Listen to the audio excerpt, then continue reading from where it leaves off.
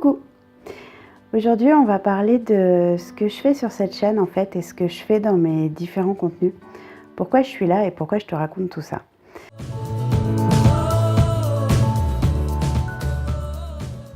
En fait, moi je consulte pas mal de contenus et ça m'a beaucoup aidé dans ma vie. Je trouve qu'il y a beaucoup de contenus qui sont très structurés, comme les vidéos explicatives, des vidéos de motivation, ce genre de trucs, et c'est très bien. Ça m'a aussi beaucoup aidé et tout ce qui est contenu hyper structuré, hyper recherché, et ben ça apprend vachement de choses et c'est vraiment super. Maintenant, même si ça m'aide beaucoup, et si j'apprécie beaucoup ce contenu, moi ce qui m'aide le plus en fait, c'est de voir les gens. De voir les gens parler d'eux, parler de leur vie, montrer ce qui se passe et comment ils évoluent. Et ce contenu-là, en fait, il n'y en a pas beaucoup. Parce que c'est plus facile de montrer ce qui marche, ce qui est tout beau et ce qui est tout lisse, que de montrer ce qui est difficile et qui se plante et qui n'est pas très lisse et beau. Un peu comme le bullet journal en fait. Le bullet journal, c'est un concept qui permet de s'organiser sur un cahier avec un système de prise de notes, de code. Tu fais un rond pour tes rendez-vous, un point pour tes tâches à faire et tu as un système de calendrier au début où tu notes tout ton mois, toute une ligne par jour pour ton mois, etc., etc. Et chaque jour, tu vas aller noter tes tâches. À la base, le bullet journal, c'est juste ça. C'est un système simple, sans fioriture, de tâches. Et traquer tes habitudes et rassembler toutes tes listes et en fait poser ton cerveau dans un carnet. Voilà. Maintenant, il y a plein de gens qui ont croisé ça avec un genre de concept d'art journaling, de journal d'art, et qui font des dessins, qui font de la calligraphie, qui font des choses très belles et qui du coup les partagent en masse. C'est devenu une mode. Et c'est très chouette, hein. Je suis la première à être passée du bullet minimaliste au bullet un peu art journaling parce que ça m'oblige à faire de la calligraphie et à faire du dessin, que j'adore ça et que je prends pas assez le temps de le faire et que le fait de le faire dans mon bullet m'aide. Mais à la base, moi, mon bullet, c'était un bullet super minimaliste. La seule petite fioriture, c'est que j'avais un stylo 4 couleurs, donc j'écrivais en 4 couleurs, waouh! Et voilà.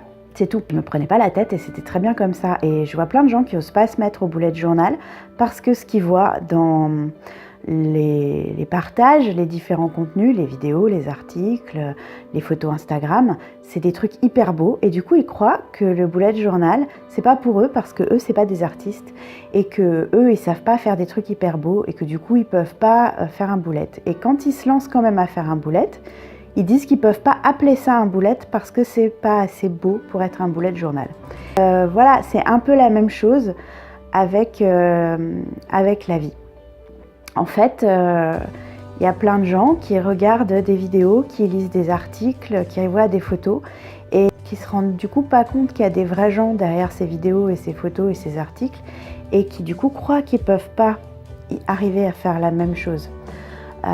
Moi j'ai toujours aimé faire des vidéos, j'ai toujours aimé, j'ai fait du théâtre quand j'étais gamine, quand j'étais ado et jeune adulte. J'ai toujours aimé jouer avec les caméras même si j'avais pas le droit. Et du coup, quelque part, je me suis un petit peu interdit de le faire quand ça s'est démocratisé parce que je ne saurais même pas dire exactement pourquoi, mais je pense que c'est parce que je pensais que j'en étais pas capable et que c'était pas intéressant ce que j'avais à dire ou à montrer ou qu'il fallait que je fasse de l'art. Enfin bref, je me mettais une barre super haute. Et puis un jour, je suis tombée sur les vidéos d'une fille qui s'appelle Laetitia Birb, de la chaîne Le Corps, la Maison, l'Esprit.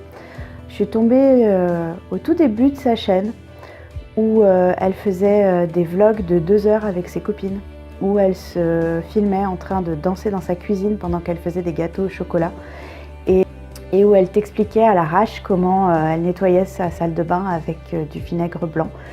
Et je me suis rendu compte que c'était chouette en fait que ce soit pas parfait. Et qu'elle n'ait pas attendu que tout soit parfait pour faire une vidéo, que le cadre soit parfait, que la lumière soit parfaite, qu'elle soit parfaitement coiffée, parfaitement maquillée. D'ailleurs, les 3/4 du temps, elle n'est jamais maquillée dans ses vidéos. Et c'est Laetitia qui m'a donné envie de faire des vidéos parce que je me suis rendu compte que ça me faisait du bien de la voir vivre, de la voir évoluer, de partager avec elle ses réflexions et d'évoluer avec elle et de faire des tests en même temps qu'elle faisait des tests. Et moi, j'étais un peu dans le même délire vie saine, écolo, avoir une maison saine, une alimentation plus saine, manger bio, le zéro déchet, enfin tout ça c'est des questionnements que j'ai aussi depuis super longtemps et un chemin sur lequel je suis engagée depuis super longtemps. Et le fait de voir que c'était pas la peine de faire un truc parfait et tout lisse pour être intéressant et que au contraire que ce soit pas tout lisse et pas parfait, c'était ça qui était intéressant parce que ça montrait la vraie vie et les vraies difficultés. Et c'est là que la petite graine de moi aussi je peux le faire a germé. Parce que on a souvent un gros syndrome de l'imposteur, on ne peut pas le faire parce qu'on n'est pas légitime. Et moi la première. Et en fait, ce que j'ai envie de montrer par rapport à tout ce que je veux te partager, et tu l'as bien vu avec le défi 7 jours 7 livres, hein, je veux te montrer aussi quand ça plante. Et surtout, en fait, quand ça plante. Parce que la vie, c'est ça. La vie, c'est des plantades. La vie, c'est des cernes. C'est des galères. C'est des moments pas forcément super évidents. C'est pas toujours avec la musique de Rocky où on est à fond et c'est trop bien, on est motivé. Il y a des moments où c'est bien et où on se met la musique de Rocky pour se motiver, c'est hyper cool. Mais il y a aussi des moments où on se plante et apprendre à gérer l'échec et apprendre à gérer les moments de questionnement et voir qu'on n'est pas tout seul à avoir ces questionnements et voir qu'on n'est pas tout seul à avoir les cheveux en l'air quand on se réveille. Et ce genre de truc, ça fait juste du bien dans ce monde un peu lisse et tout, où tout semble devoir être parfait, qui te met un peu la pression en fait. D'autant plus quand t'es pas, j'ai envie de dire pas normal, quand tu rentres pas dans le moule, quand tu corresponds à aucun cadre, à aucune case, c'est d'autant plus difficile parce que t'as aucun modèle du coup. Et de croiser sur ta route des gens qui te ressemblent, c'est un petit peu une bouffée d'oxygène et c'est ce que j'ai envie de faire en te partageant c'est toutes ces petites choses, que ce soit le podcast, les articles, même les photos sur Instagram ou ces vidéos. J'ai juste envie de te montrer que y a des questions qui est important de se poser, qu'il y a des trucs qui sont super intéressants dans la vie et aussi il y a des moments où on se plante, il y a des moments où on essaye, que l'échec ça fait partie de l'apprentissage et que se planter c'est pas grave. Ce qui est important c'est d'apprendre et quand tu te plantes t'apprends, donc c'est super. On n'est pas juste tous parfaits, beaux, tout lisses, tout merveilleux, on est juste humains et on est beau quand même en fait. Et c'est chouette aussi ce qu'on fait quand même si on n'est pas parfait, même si on n'a pas une taille mannequin, même si on a un star en plein milieu de la tronche, même si on a dit qu'on voulait faire quelque chose et qu'on n'y est pas arrivé, même si on a essayé un truc et qu'on s'est planté, c'est pas grave, c'est juste la vie. Et voilà, il y a des moments où c'est comme ça, il y a des moments où on se plante. J'ai envie de te montrer que c'est ok et de dédramatiser un petit peu tout ça, parce que c'est un peu l'histoire de ma vie. D'avoir ces moments de plantade et de me dire c'est la fin des cacahuètes, je vais jamais y arriver, je suis nulle, je me compare aux autres, je me sens nulle par rapport aux autres.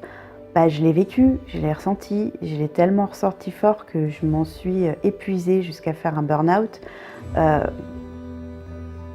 Maintenant j'en rigole parce que je vois bien que ça sert à rien, je vois bien qu'il y a d'autres voies et qu'il y a des choses qui sont plus importantes que d'être normale. Donc voilà, je veux juste te montrer que ça peut être cool de pas être normal et juste de s'aimer comme on est. Je veux juste te montrer que c'est cool d'être un multipote et d'avoir 50 000 passions et que ça veut pas dire que tu es un feignant ou un touche-à-tout qui va jamais au fond des choses, que tu as aussi ta place dans ce monde et que cette place elle est importante. Et je vais te le partager en te montrant ce que moi je fais, t'expliquant ce que moi j'ai appris et ce que moi j'apprends, te montrer les choses qui peuvent, j'espère, t'aider à avancer, à être ok avec toi, à t'aimer et voilà. Tout ce que je voudrais c'est qu'on s'aime tous comme on est et que le monde soit vachement plus cool comme ça.